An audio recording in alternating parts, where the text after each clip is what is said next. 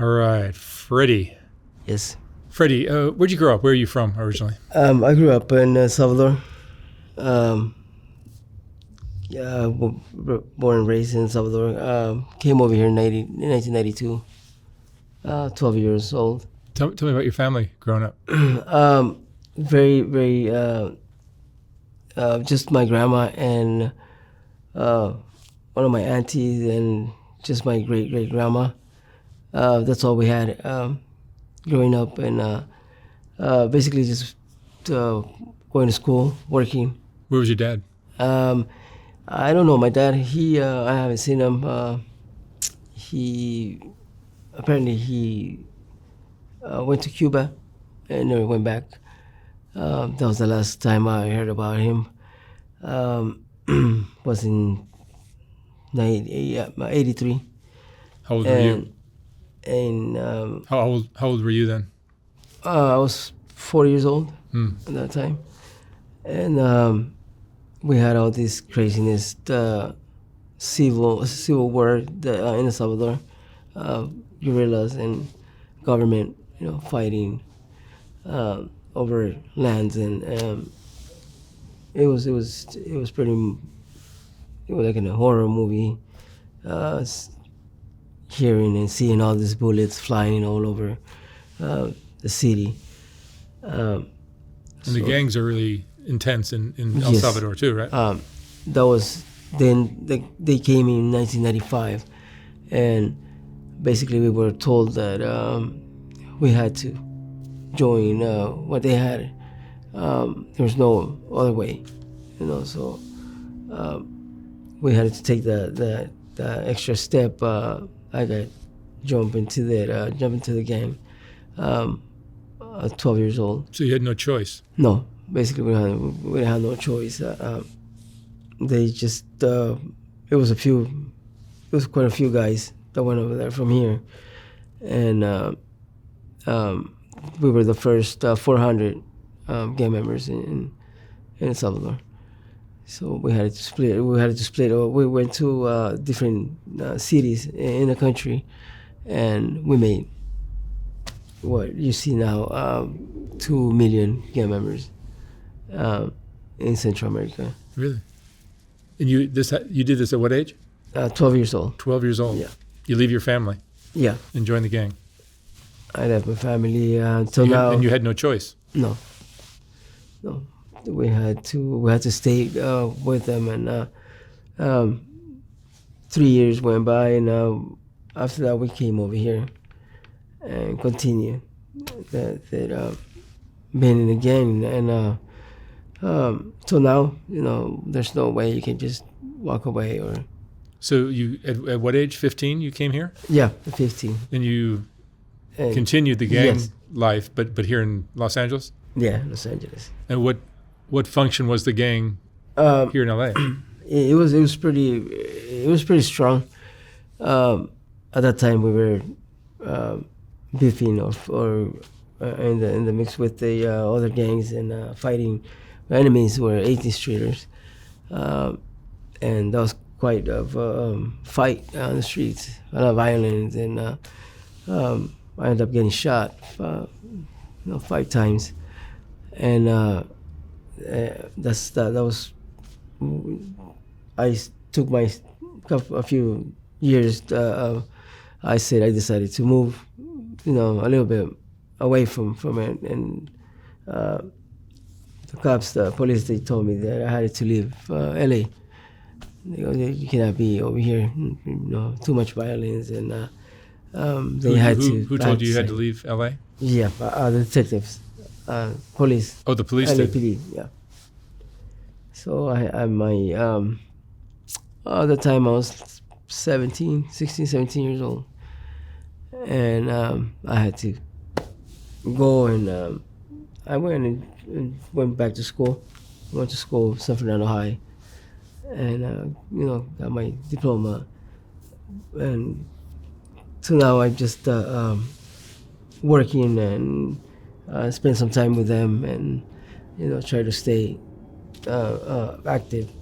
That's what they call it, or we call it. but it's pretty rough out here. I mean, it's pretty too much violence, and this to stay away from everything is difficult. But So you're still active in the gang? yes, still active. And what does that look like? What kind of things are you doing? Just right now is peace treating. We're not. The meaning is that we're not. There's no fighting with anybody. No other gangs anywhere. If that happens, if you get caught doing that, then they dealt with us differently. For not following rules. That means in county or in prison. We're not doing none of that. So right now it's pretty chill. It's pretty quiet out there. It's been like this for the last 2 years now, and when that ends, then we start fighting and doing violence. The violence picks up. Yeah, everything goes back. Other than that, we've been staying solid with everything, trying to work if it's possible. And not do too much violence or not to do crimes out there.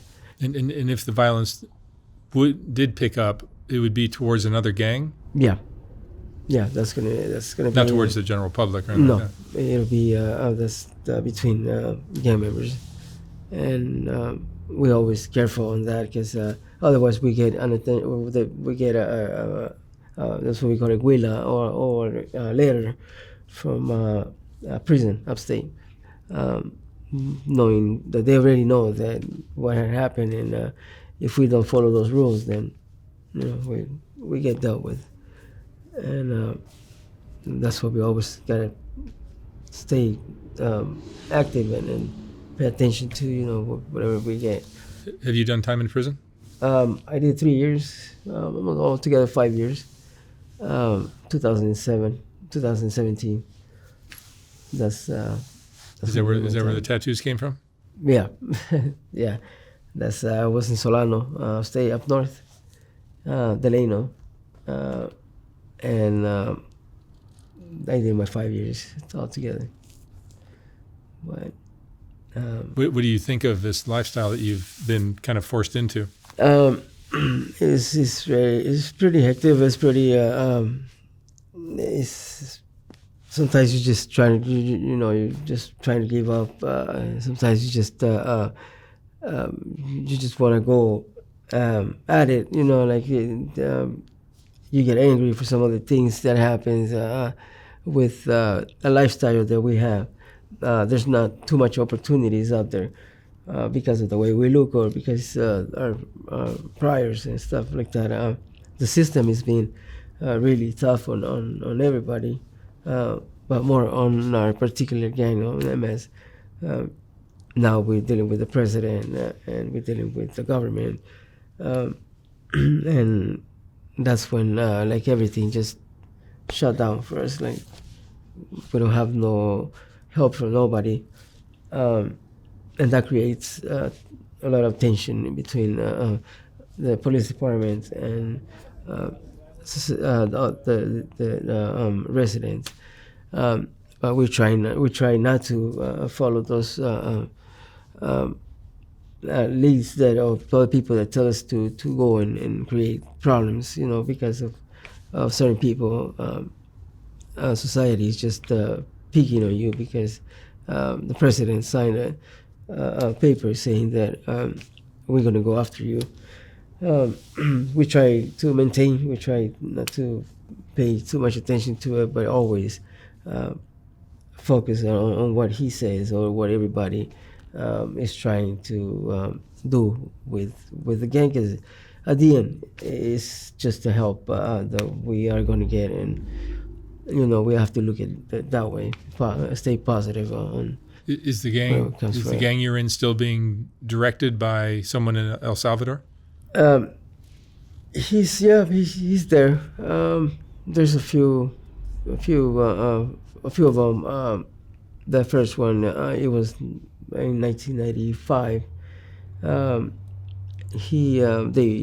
They killed him over there in one of the prisons in Salvador, The other one, he's still active. He runs the gang from Central America to South America, and the other one from Mexico to Canada, and he goes worldwide, 35 different countries. And what is the purpose of the gang? The purpose was to go bigger on pretty much take over on everything on the streets, and that's been accomplished. That's been done. There was a problem when people from Central America was coming to United States. They were getting killed in certain cities, some states in Mexico, and that's back in 1995 when the gang decided to help, with that crossing in the border, Guatemala and Mexico, into Mexico, and that was the main reason why we went worldwide, try to help the people, those coming over here to the United States. Until now, that's the main key to maintain, for them to come over here, make it easier for them, because in Mexico there's no crossing. Like they said, Salvadorians are not going to come over here. They're not going to use our country to go to United States, and it's either you die there or go back. That's why we decided to focus on that and put it as a number one thing to help the people. Did you feel like you've missed out on living your life because of the gang? Because you were kind of forced into this path? Yes. I feel like I would have done way better things. College, going to university, that's one of my things. But we had to, they shut us down. We had to get it done, and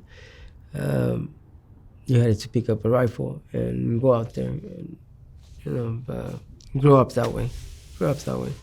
Not, we didn't have no toys, we didn't have none of that stuff.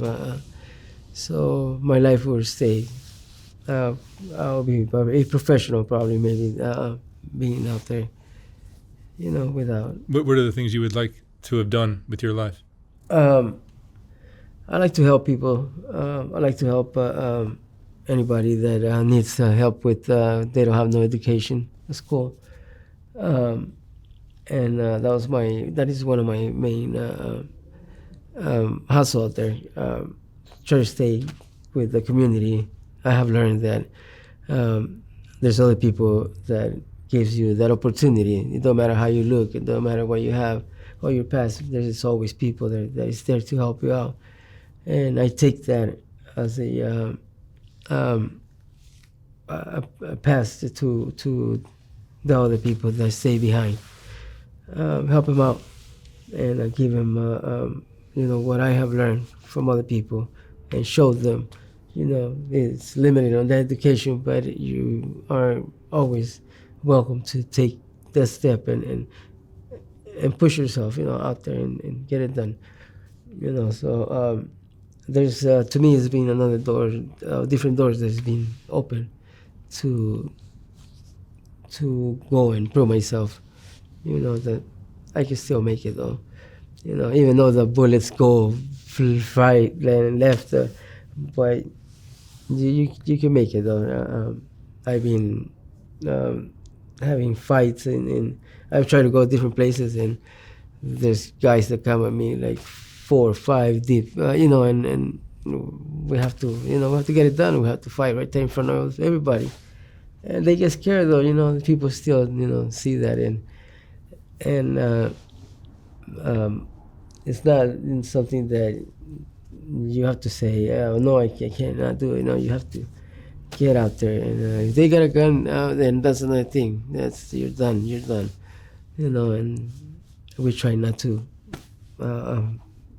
push yourself and be an instigator and tell, put yourself out there. And I'm here, and that's that's something for me that I live to and continue, pushing yourself and getting a better education.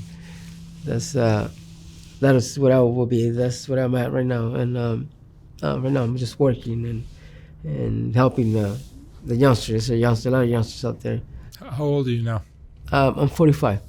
And do you have children? I have 4. You do? 3 boys and 1 daughter. And where are they? My daughter's in college. She's 23, and the oldest son he's in high school, and the other 2 they're going to junior high. They live in Palmdale, not too far from here, but that's I see them probably every 2 weeks through court, because the reason that I spent time in prison. So that's why I have to go through them first, and that's how I see them. Do you have regrets in your life? No. It's almost like you didn't have choices. No, I didn't have no choices. Yeah. I was gonna get recruited. I was gonna get actually the guerrillas in Salvador when I was 10 years old. They offered me they wanted to take me and fight with government, but I was with soldiers. But at that time I couldn't pick up a rifle. They were too heavy for me, But I ended up living among them, and it was 12 years growing up that I was more on that side than with the soldiers, or it was more killing, and you see all these people dying, bullet holes everywhere, and you just had to stay under your bed or whatever shelter you can get or cover. Because of that, it was kind of rough out there. What do you think you'll be doing in 5-10 years? In 5 or 10 years, I see myself finished my education. I'm going to business. Right now I run a business, janitorial business in San Fernando, or a different city. And that's where I'm picking up my career now. Open up more businesses, and continue with whatever, giving help to anybody who needs it out there. Staying positive with citizens and residents, and give the best of your education to everybody. Staying in college, get it done, or going to university and do 3-4 years there in business. And I see myself in the positive side, hopefully getting it done, getting off from the streets. It'll be the last thing that I would do. Are there jobs that you would like to have, or things that you have your sights set on? Yes, I have. I'm a mechanic, and all I have to do is get my license through the California Automotive, or I think it's A&E, and get my license from them. Open up a shop, and having my own mechanics work for other people, and use that as a business, for the community. What are you afraid of now? What do you worry about? Right now is what I'm worried about is the laws are changing, they're coming pretty heavy on everybody, and that's the only thing I was worried about. Everything changes, and hopefully I don't go through. I already went once.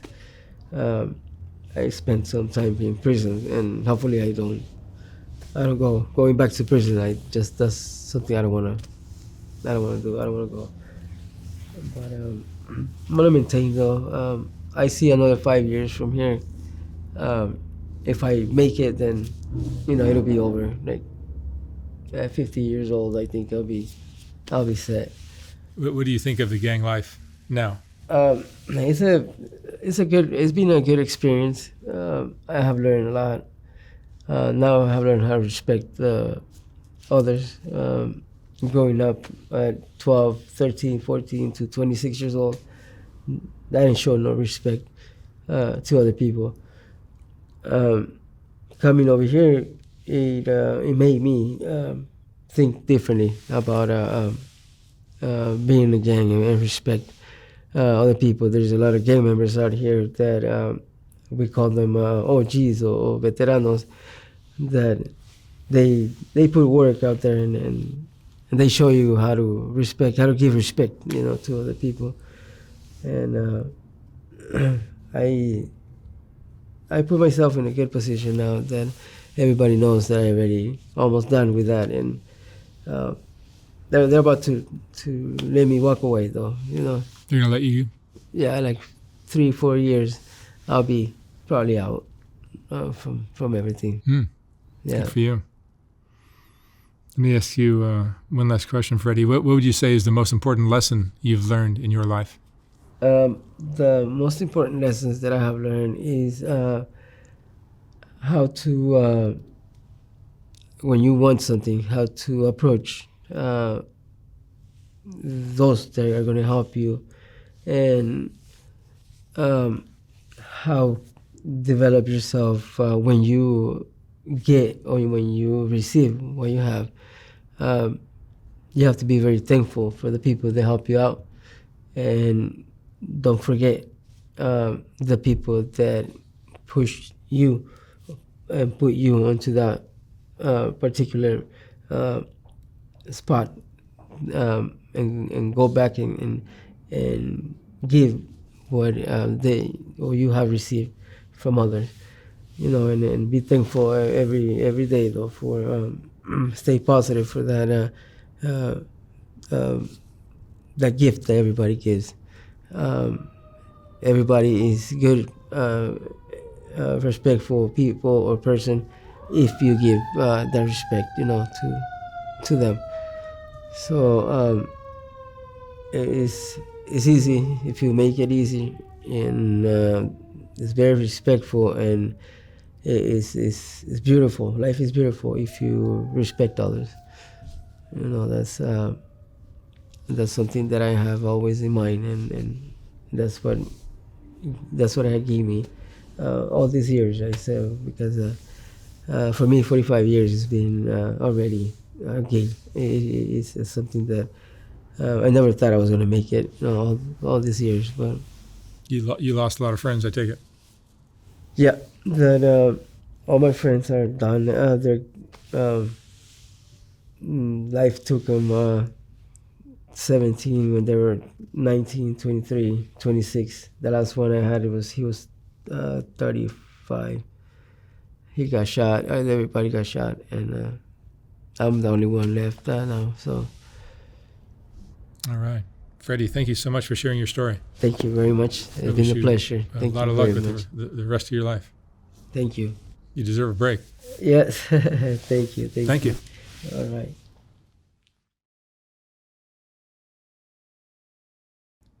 When I was designing the first White Underbelly book, I realized that there were so many great portraits that weren't going to make it into that book.